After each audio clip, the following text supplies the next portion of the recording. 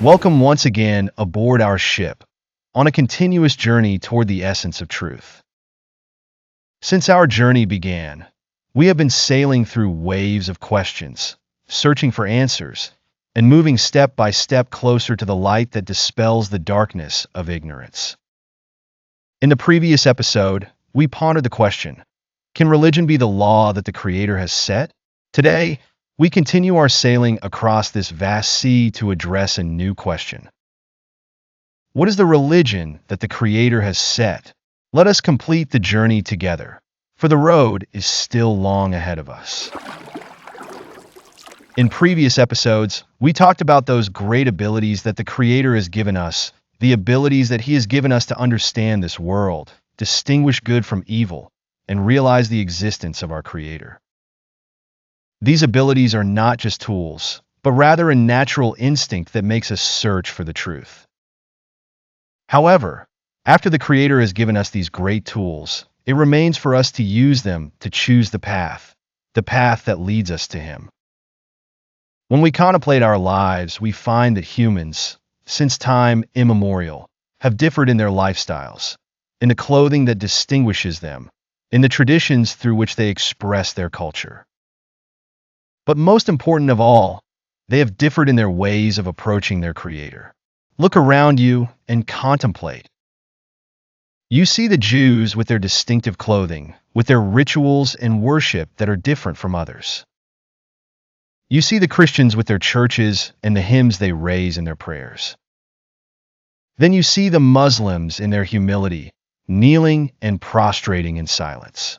Even in Hinduism and Buddhism, you find different paths and diverse principles, each of which gives priority to concepts and values that differ from the other. Each of these has chosen a path that they believe will bring them closer to their Creator. But these claims collide with fundamental contradictions that make it mentally impossible for them all to be true at the same time. The truth is one, and contradiction cannot be part of it. In Judaism, for example, we find a special conception of the Creator, as it is believed that He is the God of the children of Israel alone. This concept has a national character and is limited to a specific people, which opens the door to the question, can the Creator of the great universe be limited to one people without the rest of humanity? Christianity presents a completely different vision, believing in the Trinity, where Allah is considered one in three persons. This concept, although presented as the idea of one Allah, seems to contradict the principle of pure monotheism. How can Allah be one and at the same time three persons? This question makes it difficult for the mind to comprehend this concept without running into logical problems. Then we come to Islam, which presents a completely different vision of the Creator. Islam calls for absolute monotheism, where Allah is one and unique, without partner or peer. This vision directly contradicts the idea of the Trinity in Christianity and the national uniqueness in Judaism. Islam believes that Allah is the Lord of the worlds and is not specific to a specific people, but rather the Creator of all, and that His message is directed to all of humanity and not to one group or another. The disagreement does not stop at the heavenly messages only, but extends to other religions. In Hinduism, we find the concept of polytheism, where different forces representing different aspects of the universe are worshipped, such as Brahma, Vishnu, and Shiva, each of whom is considered Allah with a specific role in creation, preservation, or destruction. This concept is completely in contrast to the monotheism advocated by the Abrahamic religion, where Allah is one and absolute without partner. Buddhism, on the other hand, does not speak of a creator God at all, but rather focuses on the philosophy of liberating man from suffering through meditation and self-understanding. This makes it radically different from religions that see Allah as the center of existence. In the modern era, we also find a diversity of concepts that raise questions. There are those who embrace absolute secularism and see that belief in Allah is unnecessary, and that man is able to manage his life without referring to any religious reference. There are those who follow modern spiritual beliefs, such as the New Age movement, which mixes Eastern and Western beliefs and believes in cosmic energy and spiritual dimensions without any clear conception of a creator God. On the other hand, there are those who reinterpret traditional religions to suit their personal vision. These examples, whether ancient or modern, illustrate the diversity and difference in understanding the relationship between man and his creator. But at the same time, they raise a logical question. If the creator is perfect and absolute, is it possible for him to leave humans in this intellectual confusion without specifying a clear and specific path that leads them to him? Reason and instinct tell us that the path to the creator must be clear and free of contradictions, and based on the absolute truth that does not change with the passage of time. This is where our true journey begins. As researchers, we must explore all these paths, look at them with the eye of a sincere researcher, use all the means available to us to understand them, and discover which one leads us to the truth. We cannot ignore any path that its proponents claim is the right path. We must study it, contemplate it, and search its depths. Among all these paths, there must be only one right path. The path that the Creator has shown us is the link between us and Him. My brother and sister, the researcher, come with us to dive into the depths of history, to return to the first man. How did he know his Creator? How did the story of religion begin? Historically, the definitive answer to this question is almost impossible due to the nature of the ancient time period we are talking about.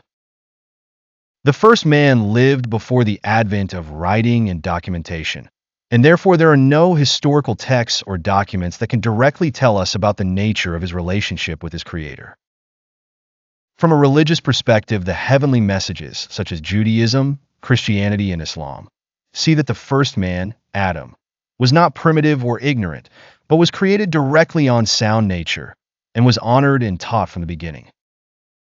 According to religious texts, Adam had direct knowledge of his Creator, and Allah taught him what he needed to populate the earth. The Holy Quran says, "And he taught Adam all the names." This text indicates that Adam, peace be upon him, was prepared for learning and knowledge, and even had linguistic awareness and the ability to understand and name, which indicates his intelligence. The Bible says in Genesis that the first man was created in the image of the Creator, that is, with a level of dignity and rationality that enabled man to communicate with his Creator. The Torah presents the same idea of the first man, as a creature endowed with reason and free will, responsible for the earth and trustworthiness. Scientifically speaking, during the 19th century, Darwin's theory of evolution appeared in 1859, causing an intellectual earthquake that affected man's understanding of himself and his origin. For the first time, an evolutionary explanation was presented for the origin of living organisms, including man, which raised major questions about the idea of direct creation that was linked to religions. However, the theory of evolution has been severely criticized since its appearance, whether from a scientific, philosophical, or even religious perspective. This perception angered philosophers who saw man as more than just a biological being, but rather an entity possessing a mind, a soul, and a will. From this standpoint, the theory was considered incapable of explaining man's moral and intellectual dimensions. Friedrich Nietzsche, German philosopher, he strongly criticized the conceptions that place man in a purely material context, saying, "If we say that man is merely an animal that has evolved, then we kill the creativity and the spirit that makes him more than just a living being." Nietzsche believes that man is a being capable of transcending himself and creating new meanings, which cannot be explained only through the mechanisms of material nature. Jean-Paul Sartre is a French philosopher who is considered the pioneer of existential philosophy. Despite his atheism, Sartre rejected the reductionist view and said, "Man is a project, not a mere being." He is the only being who chooses his existence and determines its meaning. Sartre believes that man is distinguished by his freedom and will, which cannot be reduced to a mere process of biological evolution. Scientifically, the theory has faced major challenges related to the lack of evidence proving the gradual transition between species, which is known as the missing links. These gaps have led some scientists to question the theory's full ability to explain the diversity of life on Earth. Michael Dennin, a molecular biologist. The fossils clearly show that major life forms appeared suddenly and completely, with no evidence of gradual evolution traceable in the geological record. This observation suggests that the fossil record lacks intermediate links that would either prove or disprove the hypothesis of gradual evolution among species. Stephen Jay Gould, one of the most famous scientists in the field of paleontology and evolution, said, "Gaps in the fossil record are a natural fact, not just a deficiency in the record. Species remain stable for a long time, then appear suddenly without evidence of gradual change." This statement confirms that species in the fossil record appear suddenly, which contradicts the classical theory of gradual evolution. These statements show justified skepticism about the full ability of the theory to explain biological diversity and show that the rings pose a major challenge to the theory. Anthropology, which studies human life throughout the ages, has developed a vision of the life of early man through the study of material artifacts, such as tools, drawings, and architectural structures, and through comparisons with modern primitive societies that are believed to reflect lifestyles similar to those of early humans. However, anthropology is not a purely experimental science, but rather relies heavily on interpretation and reconstruction, which makes its conclusions open to debate. In this context, a number of philosophers and scientists have tried to explain the behavior of early man and his relationship with nature and religion from an evolutionary perspective. Hypotheses have emerged that early man was primitive in his thinking, and that religion was nothing but a reflection of his fear of natural phenomena that he could not explain. Some scientists have assumed that early man worshipped the sun, fire, and thunder because he felt helpless before these forces that seemed mysterious and dominant to him. According to these theories, religious beliefs gradually evolved from the worship of nature to the worship of the incarnate God, and then to more organized religions that speak of one God. Edward Tylor, a pioneer of anthropology, postulated that early humans believed in animism, the idea that everything in nature has a spirit or hidden force. This concept was an attempt to understand early religion based on observations of some contemporary primitive societies. These ideas, although popular at the time, were not supported by conclusive evidence about the lives of early humans, and were mostly attempts to explain the origins of religion from a purely materialistic perspective. James Frazer, in his book The Golden Bough, presented a theory of the evolution of religion, in which he claimed that humans began with magic, then evolved into religion, and finally into science. These theories, although popular, did not provide conclusive evidence to support that this was the case for early humans, but instead relied on unreliable projections from modern primitive societies. When we consider the remains of ancient civilizations and the achievements they left behind, we are given strong logical evidence of the extent of scientific and cognitive development of early humans, which contradicts the idea of absolute primitiveness.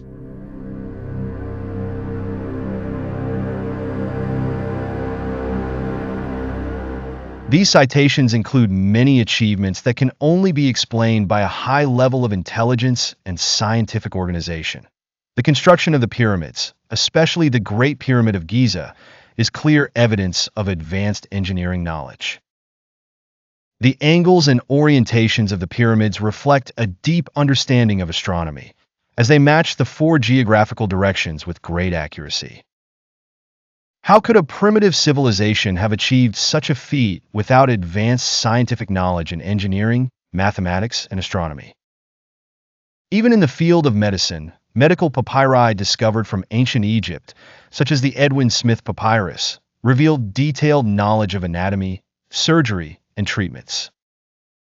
In ancient India, the book Ayurveda shows extensive knowledge of medicines and medicinal plants, reflecting scientific progress in medicine and pharmacy. In astronomy, the Babylonian and Chaldean civilizations had advanced astronomical sciences. Some of them were able to determine the positions of planets and accurately predict eclipses. In technology, archaeologists have discovered a device known as the Antakthera mechanism, dating back to ancient Greece. This device is considered the first known mechanical computer and was used to determine the positions of planets and predict astronomical events. The complexity of its design indicates very advanced mathematical and astronomical knowledge. These examples and others indicate that ancient civilizations had advanced scientific knowledge in various fields.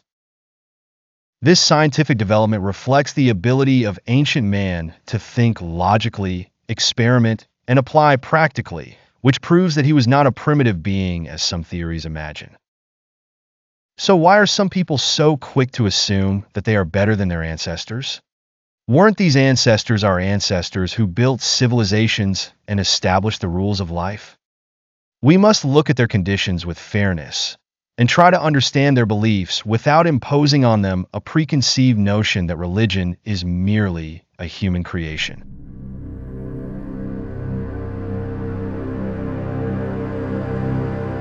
How can it be conceivable that the Creator who created this universe with its wonderful system and infinite precision would have created man with all that he has of intellect, will, and desires, and then left him to stumble in the darkness of ignorance, searching for his Creator without the slightest guidance?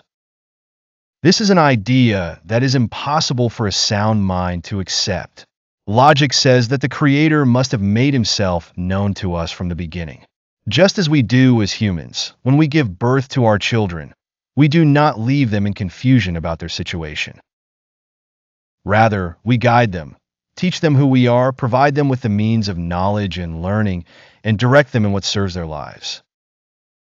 How can the Creator, who is absolute perfection, leave man without evidence, without guidance, and without a light to guide him to the origin of his existence? The truth seems as clear as the sun. The first human being to be created knew his Creator. This is not only logical, but it is consistent with human nature, which is always searching for its Creator. It is certain that the first human being received knowledge directly from his Creator, so that humanity would begin on the basis of knowledge, not ignorance.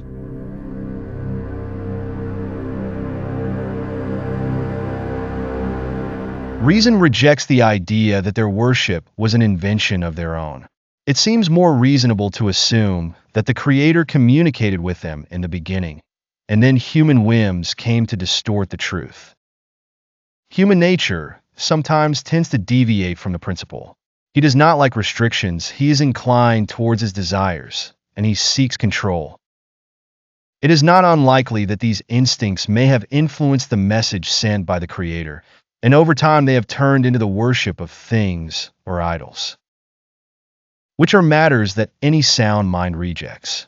Our ancient ancestors were not so foolish as to prostrate themselves to the sun or idols, believing that they were created by it, or because they feared it. Sound reason does not accept this. Logic says that they thought that these things were sacred or that they were connected to their Creator in some way.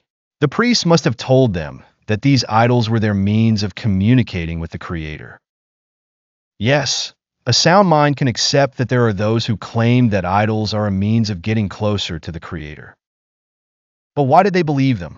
Perhaps they were forced to do so by the authorities or the priests, and perhaps there were other reasons that prompted them to do so, such as fear, ignorance, or the need to explain natural phenomena around them. The matter requires contemplation and not rushing to judgment, as there may be hidden motives that we have not yet realized. This is what reason and logic confirm.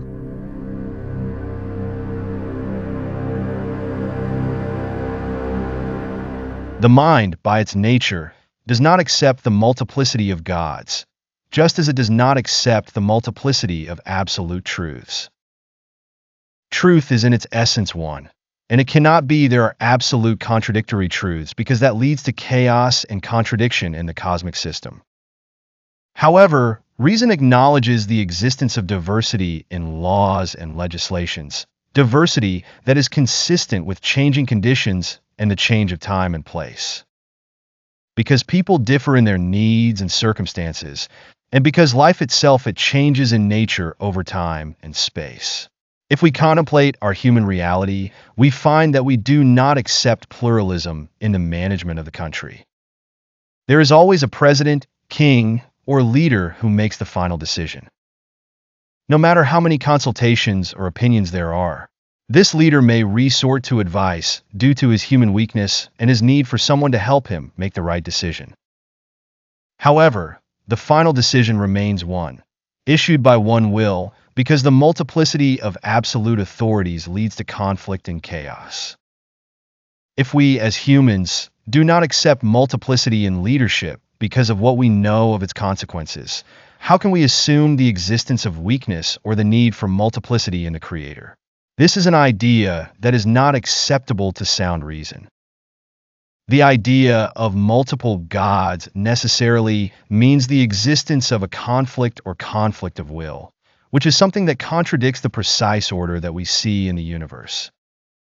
The Creator is absolute perfection.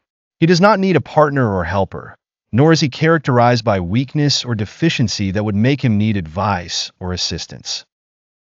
A sound mind realizes that the unity of the Creator is the foundation upon which the harmony and stability of the cosmic system is built.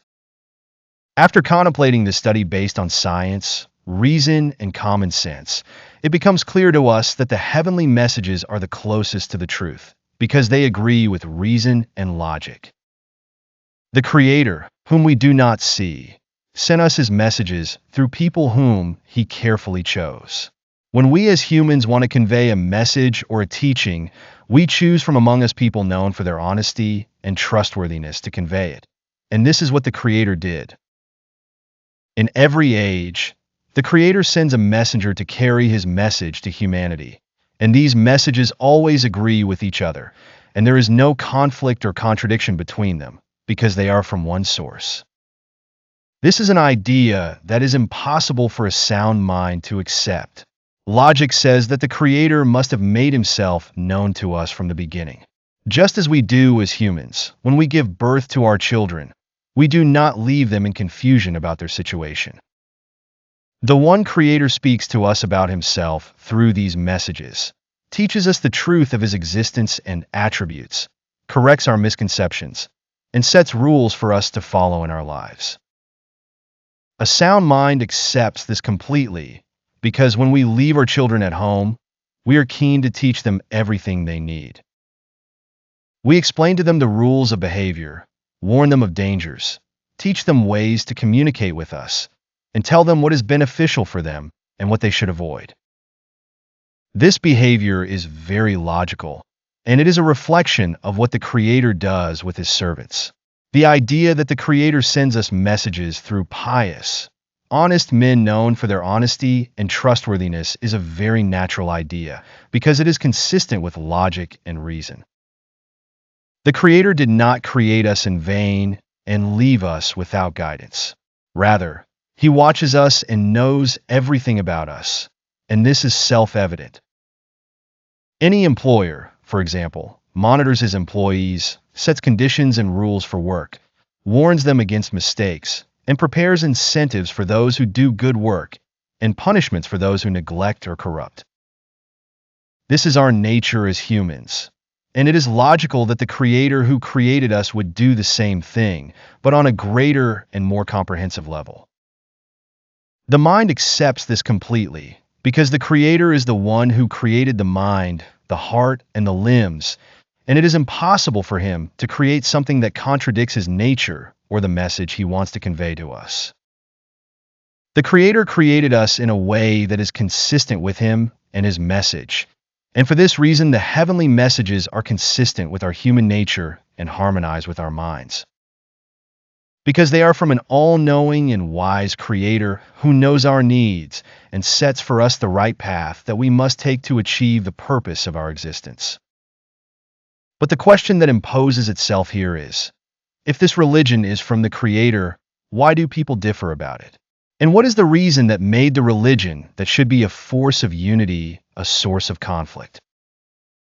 This issue is not simple.